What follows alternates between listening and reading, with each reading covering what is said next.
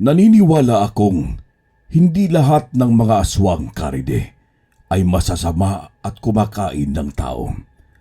Meron pa rin namang mga aswang, maging sa kasalukuyang panahon natin ngayon, ang mas piniling mamuhay ng payapa at kumain na lamang ng karne ng mga hayop imbes na tao upang makaiwas na din sa gulo.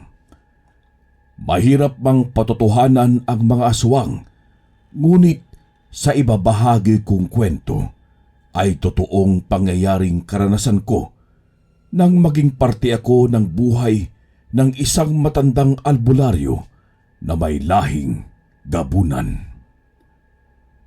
Isang mapagpalang araw, Karine, at maging sa lahat ng inyong taga-subaybay dito sa inyong channel na Ang Manlalakbay.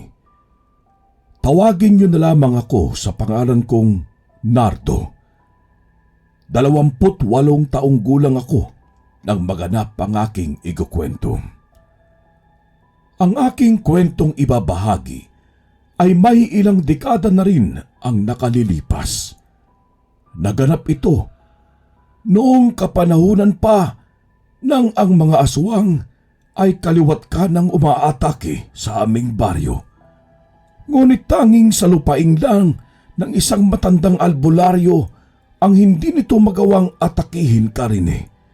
Yun ay dahil kinatatakutan sa amin ang isang matandang albularyo na si Mang Karding Sungkit. May lahi siyang gabunan, Karine. Nalaman ko yun isang gabi nang ako mismo ang nakasaksi sa pakikipaglaban ni Mang Karding sa mga aswang at nabanggit ngang aswang na bakit hindi na lang daw umanib si Mang Karding sa mga kalahi nitong mga aswang. Ngunit ang naging tugon lang ni Mang Karding ay mas pinili niyang mamuhay kasama naming mga tao at maipagpatuloy umano ang tungkulin na naiwan sa kanya ng lahi ng amang albularyo. Ang angkan ng ama ni Mang Karding ay mga lahi ng mga mahuhusay na albularyo, samantalang angkan naman ng kanyang ina ay may lahing gabunan. Ngunit hindi tulad ng mga aswang, mas nanaig sa dugo at pagkatao niya ang pagiging taong albularyo nito.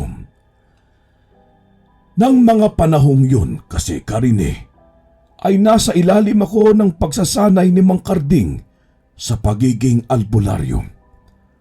Gusto ko kasing matutunan ng paraan niya ng panggagamot. Kaya naman, pinatira niya ako sa bahay niya upang sanayin akong maging albularyo. Isang araw, mga bandang hapon, galing ako noon ng bayan sa palengke para bumili ng mauulam namin ni Mang Karding. Pauwi na sana ako noon, bitbit ang mga ipinabili niya sa akin, nang bigla akong hinarangan ng 2 lalaki.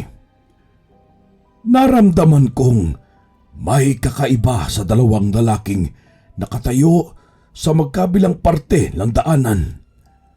Kakaiba ang mga tingin nila sa akin. Nanlilisik ang mga mata nitong nakatingin sa akin. Napagtanto kong aswang ang 2 lalaking yun, Karine. Dahil nakasabit sa leeg kong lana na nasa boteng maliit. Ginawa itong kwintas ni Mang Karding para sa akin. Bilin kasi ni Mang Karding na lagi kong isuot ito kahit saan ako magpunta. Sa pamamagitan daw kasi nito, malalaman ko kung may aswang sa paligid ko o kung may aswang ba ang taong nakakasalamuha ko. Kumulo kasi ng mga oras na yon ang lana. Pahiwatig na may aswang nga sa paligid ko. Kaya naman, napagtanto kong hindi mga tao ang 2 lalaking nakatayo. Hoy! Anong tinitingin-tingin niyo dyan? Hayaan niyo lang ako makadaan at bubuhayin ko pa kayo! Kitang-kita ko sa ekspresyon ng mga mukha nila na nayayabangan ng mga ito sa akin. Ang isa ay nasa kanan nakatayo at ang isa ay nasa kaliwa naman ng daan. Ang mga mata nila ay namumula na nanlilisik na nakatingin sa akin. Nakatawid naman ako, Karine, at hindi nila ako pinakailaman. Pero sadyang pasaway ako at talagang pinakitaan ko sila ng angas na nararapat lamang sa kanilang dalawa. Mga ututong aswang. Siguro, kilala niyo ako, no? Sidekick lang naman ako nang kinatatakutan yung albularyo na si Mang Karding. Kaya pala hanggang patayo-tayo lang kayo dyan, ano? Gusto ko pa sanang magtapang-tapangan noong mga hapon na yon, Karine. Dahil akala ko ay 2 aswang na lalaki lang ang hinamon at inaasar ko. Kaya ko naman kasi ang 1 o 2 aswang na kalabanin gamit ang itak na lagi kong sukbit sa aking tagiliran. Ang akala ko ay matatakot ko ang mga ito nang mabanggit ko sa kanila si Mang Karding sungkit at ipagyabang ko pang sidekick ako nito. Pero hindi pala, Karine, dahil mas ginalit ko lang lalo ang mga ito. Ano? Mga duwag pala kayo eh. Narinig nyo lang ang pangalan ni Mang Karding sungkit eh. Hindi na kayo makagalaw sa kinatatayuan nyo dahil takot kayo, no? Ang akala kong dadalawa lang na aswang ang ginagalit ko ay hindi pala. Bigla kasing nagsilabasan sa pinagtataguan nila ang mga kasama pa ng mga ito. Di lang 1 o 2, kundi marami silang sunod-sunod na nagsilabasan sa mga pinagtataguang mahabang damo. Nakaw, patay ako nito. Ang dami nyo pala. Bakit pa kasi naasar-asar ko pa ang mga ito eh? Diyan na kayo! Napatakbo na lamang ako ng mabilis at sinimulan din akong habulin ng mga ito hanggang sa natanaw ko na ang bahay ni Mang Karding. Nabuhayan akong muli ng lakas ng loob nang makita ko si Mang Karding na nagsisibak ng panggatong sa labas. Mang Karding! Mang Karding! Napahinto naman sa ginagawa si Mang Karding nang mapansin akong nagmamadaling tumatakbong pauwi at napansin ang mga kalalakihan sa likuran ko. Oh, Nardo! Anak ka ng lintik ko! Bakit kinahabol ng mga aswang na yan? Dumito ka nga sa likod ko!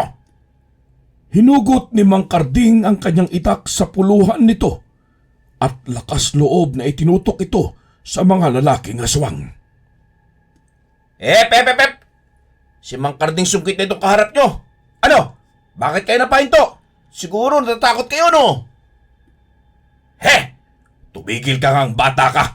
Kahit kailan talaga, napakapasaway mo. Galit na galit pa ang mga aswang na itong handang umatake anumang sandali. Ngunit hindi sa pagkakataong yun dahil si Mang Karding ang makakalaban nila. Ano ba kasing ginawa mong bata ka, ha? Bakit kayo nahabol ng mga aswang? Mang Karding, ipauwi na sana ako eh. Tapos yun, saka yung isa na yan. Balak pa sana akong harangan sa daan eh. Akala ko po kasi, dadalawa lang yan kaya malakas ang loob kong hinamon. Tapos yun, bigla nga silang dumami kaya napatakbo na lang ako ng mabilis eh. Hahamon-hamunin mo. Tapos tatakbuhan mo lang pala. Pasaway ka talaga.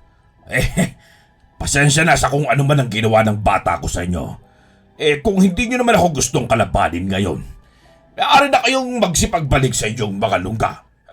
Nararamdaman ko kung gaano kayo kahina para labanan ako. Mabuti pang lubayan nyo na si Nardo. Hala, sige na. Alis na kayo. Tumingin ng masama sa akin ng mga aswang na lalaki. Ngunit hinayaan na lang muna ako ng mga ito Dahil nga alam nilang wala silang magiging laban sa lakas at husay sa pakikipaglaban ni Mang Karding Sungkit. Kinatatakutan kasi ng lahat ng mga aswang sa lugar namin si Mang Karding Sungkit at walang may gustong gumalaw sa kanya o magbalak na pagplanuhan siyang patayin. Nagbabanta pa ang isa sa mga aswang sa amin ni Mang Karding na maswerte nga lang daw ako dahil nasa tabi ko na mga oras na yon ang kinatatakutan nilang matandang albularyo. Kaya palalampasin daw muna nila ako. Napagtanto kong seryoso talaga ang mga ito na patayin ako. Kung wala lang talaga sa tabi ko si Mang Karding ay malamang minukbang na ako ng mga ito. Mukhang kailangan mo pang paghusayan ng pagsasanay mo sa pakikipaglaban, Nardo. Ang lakas ng loob mong manghamon sa mga aswang na yon. Tapos, ikaw itong duwag. Pumapangatlo lamang sila sa malakas na uri ng aswang. Mabuti nga't napakiusapan kong lubayan ka na. Pasensya na ho, Mang Karding. Pero kung pumapangatlo lang yung mga yanggaw sa malalakas na aswang, anong uri po ba ang mas malalakas na kaya kong tapatan, Mang Karding? Napansin kong sandaling tumahimik si Mang Karding sa aking tanong at napaisip ito ng malalim. Saka muling nagsalita. Ang angkan ng aking ina, Nardo, ang lahing gabunan. Nananalaytay sa dugo ko ang pagiging laging aswang na gabunan. Kaya naman, bukod sa pagiging albularyo ko, ay kinikilala rin ako ng ibang lahing aswang na delikado at nakakatakot na kalaban para sa kanila. Nang mapansin kong seryoso na sa pagkukwento si Mang Karding, ay pinutol ko na nga ang pag-uusap namin. Ayaw ko na kasi na muling maalala ni Mang Karding ang sinapit ng kanyang mga magulang mula sa mga angkan ng kanyang ina.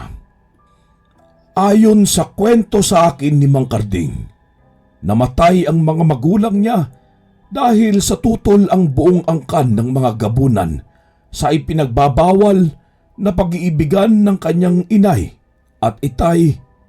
Ngunit ipinaglaban umano ito ng kanyang inang hanggang sa kanyang kamatayan.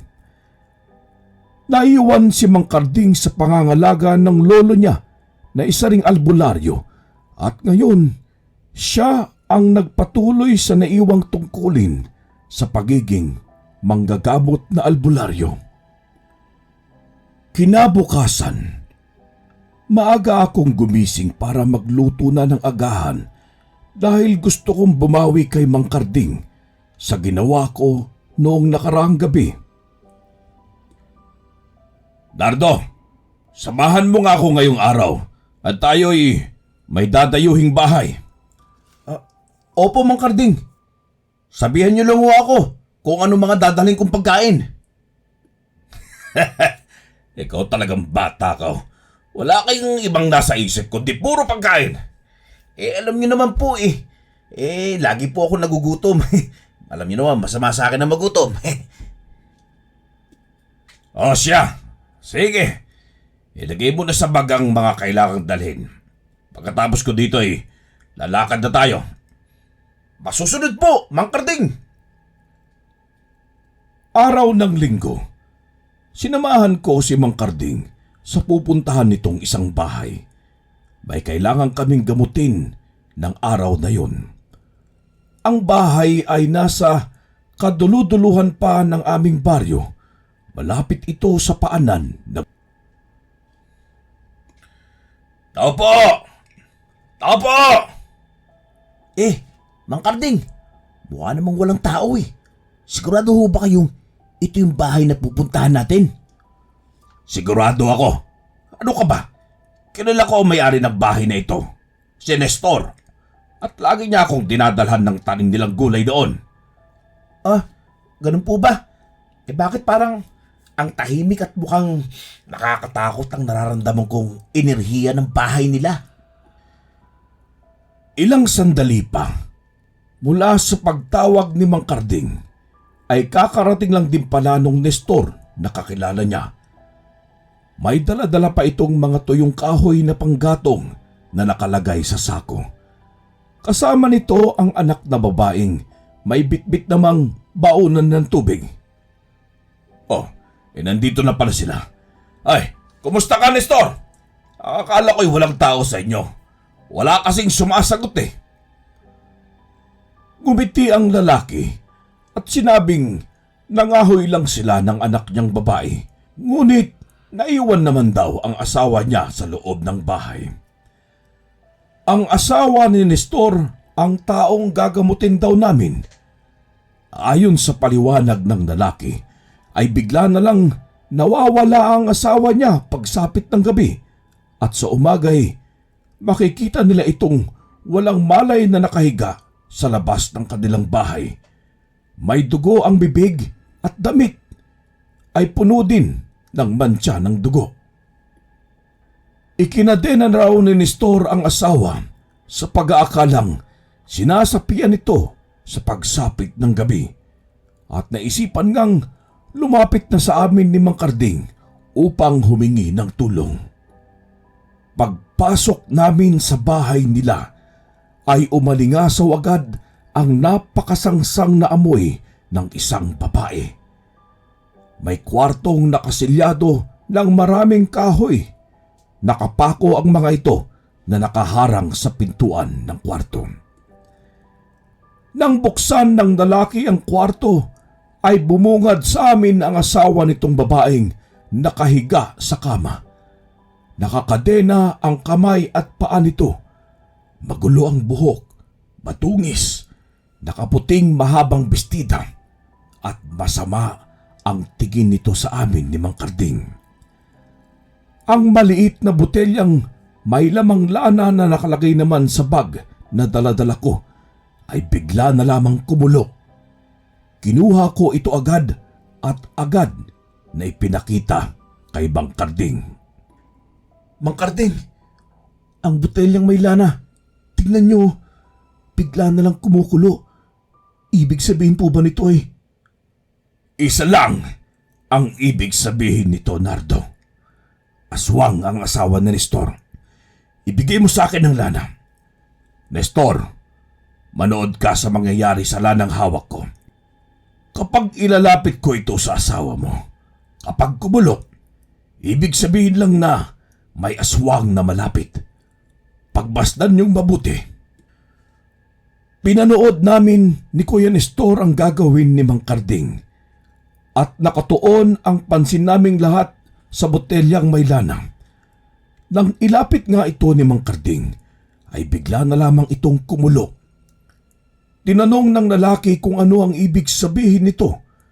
Bakit kumukulo kapag ilalapit ito sa asawa niyang nakagapos? Makinig ka, Nestor. Alam kong mahirap paniwalaan, ngunit kailangan mo itong malaman. Ang iyong asawa ay isang aswang. Isang uri ng aswang na umaatake sa gabi. Mas gusto nito ang lasa ng sanggol kapag nasa tiyan pa lamang ito ng babaeng nagbubuntis. Matanong ko lang, may lahi ba ng aswang ang iyong asawa?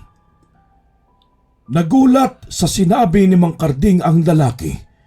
Napayakap ang anak nitong babae at bakas ang takot nilang mag-ama sa muka. Tapos ay inamin nga nitong may lahing aswang ang kanyang asawa. Ngunit hindi daw ito nang bibiktima ng tao at tanging karne lang ng hayop na mahuhuli nito ang kinakain niya.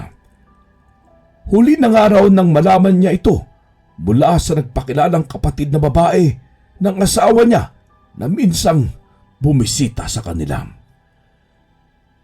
Tiwala kasi si Kuya Nestor na may magagawa si Mang Karding para maalis ang sumpa ng pagiging aswang ng kanyang asawa.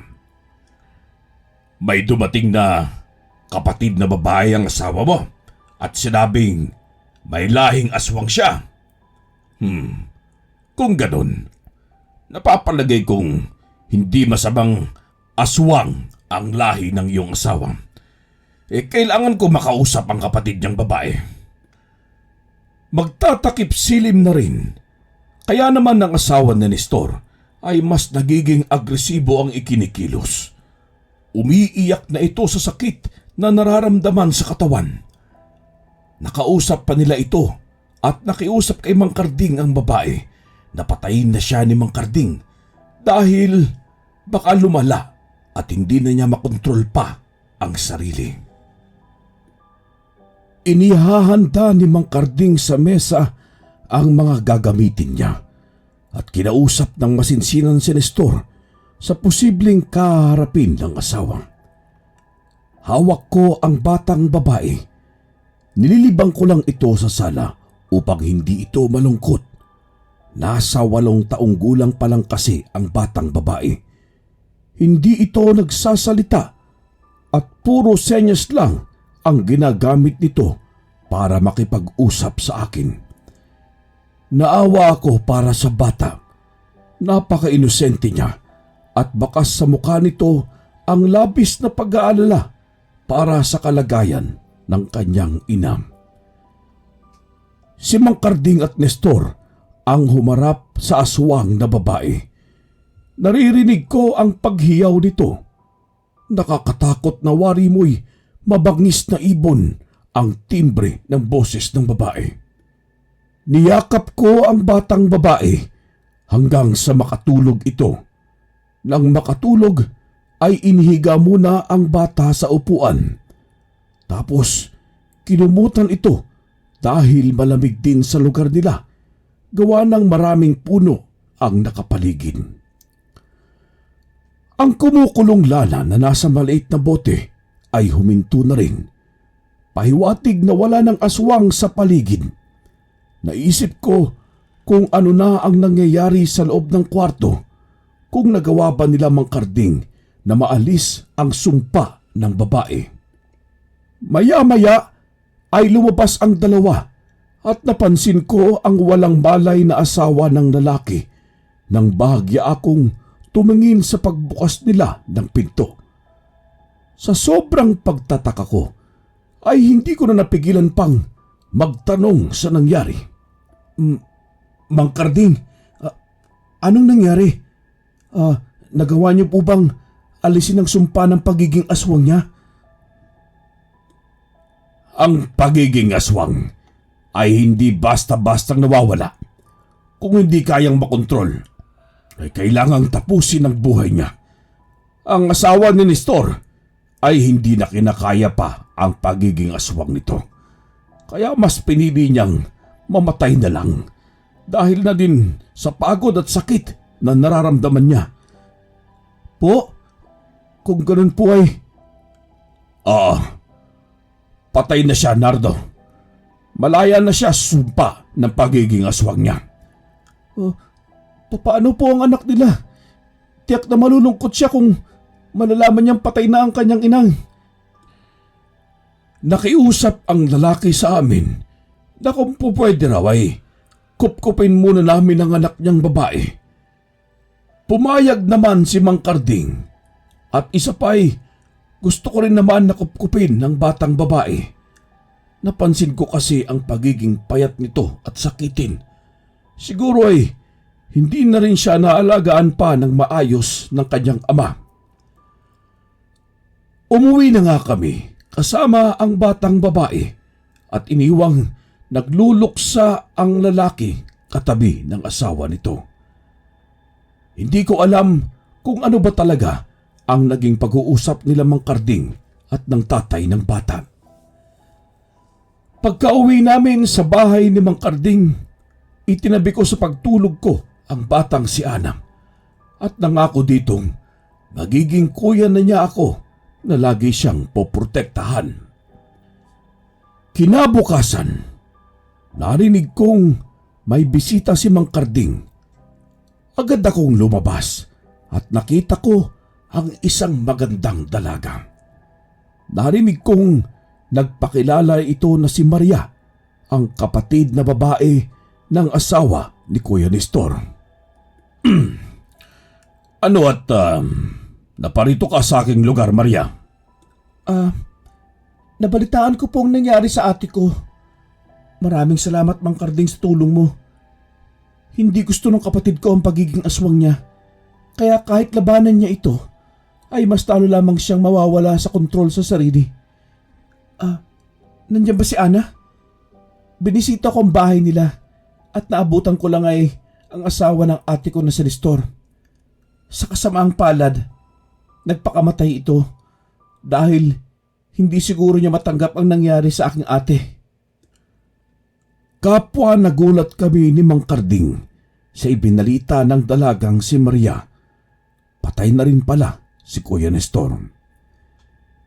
Hindi ko na nga napigilan pa ang aking sarili na magpapansin sa dalaga. Maganda umaga sa'yo. Narinig ko kasing tinatanong mo si Ana. Natutulog pa kasi sa loob eh. Ikaw ba ang tiyahin niya? Ako nga. At sino ka naman? Siya si Nardo na estudyante ko. Siya na ang nangangalaga sa batang si Ana. Kaya wala kang dapat ipag-alala pa, Maria. Tanong mo nga, Mang Karding, kung may nobyo na ba siya? Baka wala pa eh. Pwede ako kamo kasi single pa ako. Ay, tumahimik ka nga dyan, bata ka. Pasensya ka na, Maria. Tara muna sa loob para makita mo ang pamangkin mo. Hindi na po kailangan. Salamat na lang, Mang Karding. Pakiusap po. Pakiingatan niyo ang pamangkin ko. Ang aming ama na siyang kasalukuyang pinuno ng aming lahi ay gustong patayin ng pamangkin ko. Kaya nakikiusap ako, Mang Karding. Tulungan niyo sana akong protektahan ng pamangkin ko. Huwag kayong mag-alala dahil nasa paligid lang ako upang magbantay din sa kanya. Hindi ko hayaang makuha nila si Ana. Dadaan muna sila sa bangkay ko bago nila makuha sa akin si Ana. Pangako ko sa iyo yan, Maria. Ngumiti sa sinabi ko si Maria at nakuha ko ang loob nito at tiwala. Bahagya naman akong nakaramdam ng kilig nang hawakan niya ang aking kamay para magpasalamat. Lumakas ang kabog ng dibdib ko at sa tingin ko'y nahuhulog na rin ako sa kakakita ko palang namang dalaga. Umalis muli ito dahil may kailangan daw siyang gawin. Hindi na siya naabutan ng bata, nakagigising lang din sana. Nardo, ikaw na muna ang bahala sa bata. Ikaw na ang tatayong pangalawang magulang niya mula ngayon. Naiintindihan mo ba ako? Oo naman. Opo, Mang Karding. Pinapangako ko yan kay Ana na simula ngayon ako na ang Kuya Nardo niya. Di ba, bunso? Tumango ang bata at ngumiti sa akin, sabay yakap nitong may pagdalambing. Ako na ang pansamantalang naging guro ni Ana. Kahit hindi nakapagsasalita si Ana, ay mabilis naman siyang nakakasunod sa aking mga itinuturo. Nakakarinig naman siya kahit papaano. Kasama ko siyang laging pinag-aaralan ang mga halamang gamot at kung paano ang paggamit nito. Si Mang Karding na rin ang tumatayong lolo ni Ana. Madali lamang na napalapit ang loob ni Mang Karding sa bata dahil sa kapwa sila may lahing aswang at lahing tao. Isang gabi, ang inaakala naming payapa at walang panganib sa paligid ay makakapagpanatag ng loob namin. Ngunit dumating ang lupon ng mga aswang at ang pakay ng mga ito ay ang batang si Ana. Nardo, kunin mo ang bata sa loob at huwag na huwag kang lalayo sa tabi niya. Hindi mo na po ako dapat sabihin, Mang Karding. Alam ko nang dapat kong gawin. Poprotektahan ko si Ana. Ano man ang mangyari. Nagpakilala rin ang pinuno ng mga aswang na ipinakilala naman ni Maria na ama nila. Nabalitaan kasi ng mga ito na nasa pangangalaga namin ni Mang Karding ang batang si Ana. Dumating din si Maria para tulungan kami ni Mang Karding na labanan ang maraming aswang sa harapan nila. Mang Karding, Nardo, humanda kayo dahil hindi basta-basta makakalaban yung mga aswang. Maria, anong balak mong gawin? Maria, mukhang minamalit mo at ang lakas ng isang matandang albularyong gabunan. Ako si Karding Sungkit. Kinatatakutan ako ng lahat ng aswang. Siyempre hindi ako papayag na isang babae ang magiging bida sa kwento ko. Maria, Nardo, pumuesto kayo sa likuran ko at protektahan niyo si Ana. Ako ang haharap sa mga aswang na ito. Matapang na nanguna sa harapan namin si Mang Karding at inilabas nito ang itak na may kakaibang talim. Ngayon, sino sa inyo ang gustong maunang mamatay sa itak ko?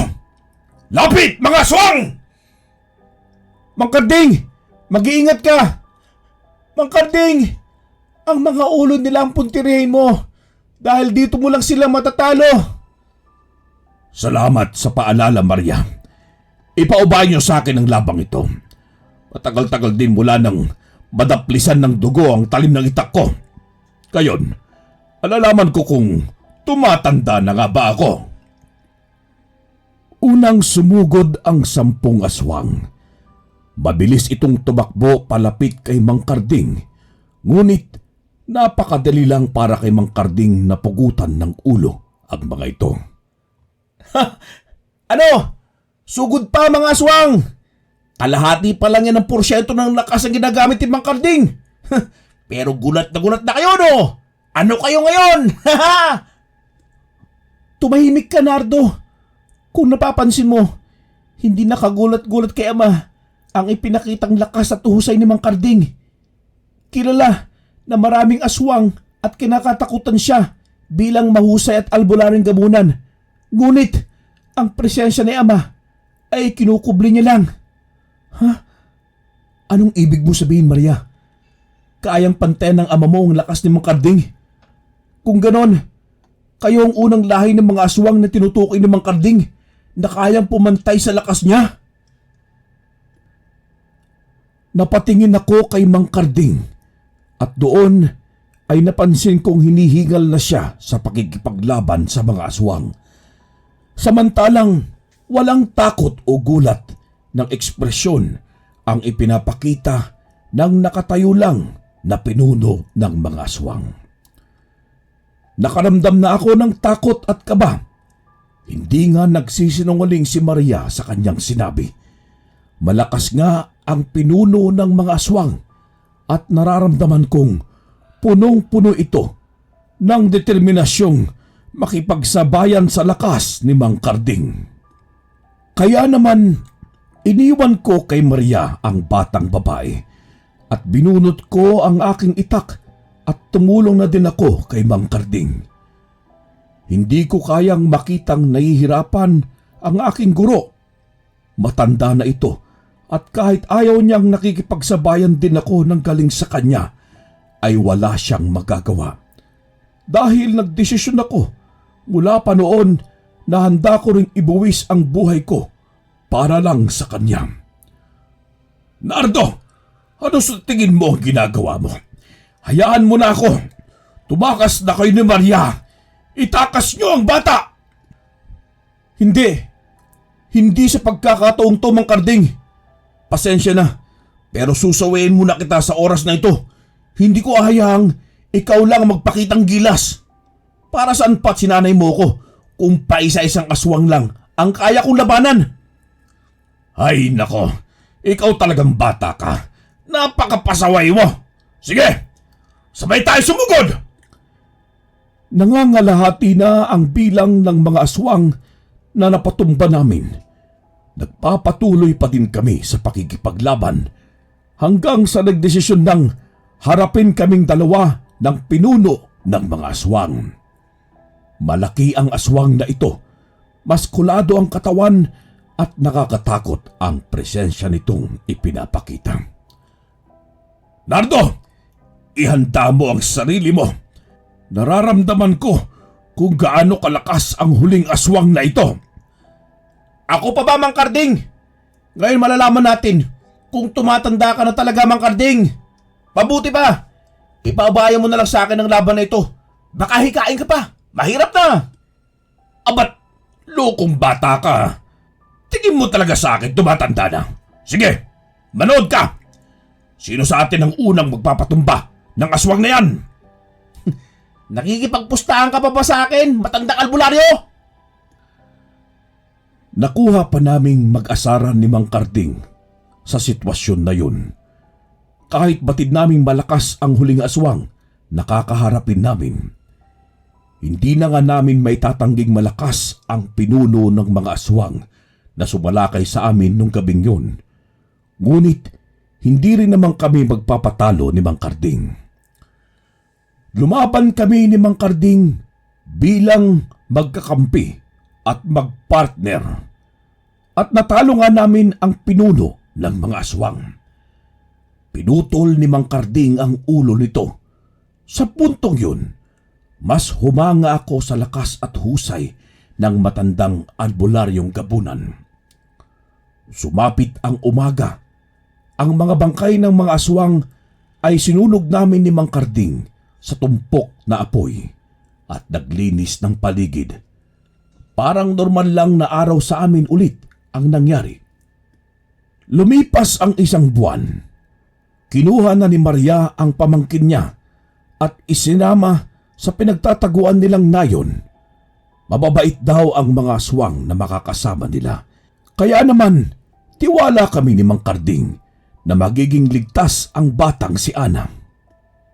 Magpapakabait ka, Ana, ha? Lagi kang magpakabait sa Tia Maria mo. Mamimiss kita, Ana. Yumakap ang batang si Ana sa akin na umiiyak. Gustuhin ko mang ipaiwan na lang si Ana sa akin ay hindi rin pwede dahil sa may misyon kaming ginagampanan ni Mang Karding. Tuluyan nang umalis ang dalawa. Inakbayan ako ni Mang Karding at biniro pa ako nito. Paano ba yan, bata? Hindi ka man lang naka-score kay Maria. Ang hina mo kasing lalaki. Mukha tayong dalawa lang ang nakatadhana sa isa't isa. Mang Karding talaga, oh. Panira ng moment. Ay! Nako, nga pala, Mang Karding. Ano ba ang susunod nating misyon? Ano pa nga ba? Itutuloy natin ang ating nasimulan. Simula ngayon, graduate ka na sa akin at isa ka ng ganap na albularyo. Talaga po? Ayos ah! Mula ngayon, maghanap ka na ng mga magiging estudyante mo para sanayin din silang maging mahusay na albularyo. Yan po talagang gagawin ko, Mang Karding. At syempre, kayo po ang punong guro namin. Masaya ang mga naging araw ko noon kasama ang matandang albularyo na si Mang Karding. Marami akong natutunan sa kanya. At kahit ilang dekada na siyang patay ngayon, ay sariwa pa rin sa aking alaala ang naging pagsasama namin ni Mang Karding. Sa edad ko ngayon na matanda na, masasabi kong walang makakapantay sa lakas at husay ni Mang Karding sa pagiging albularyong gabunan. Wakas.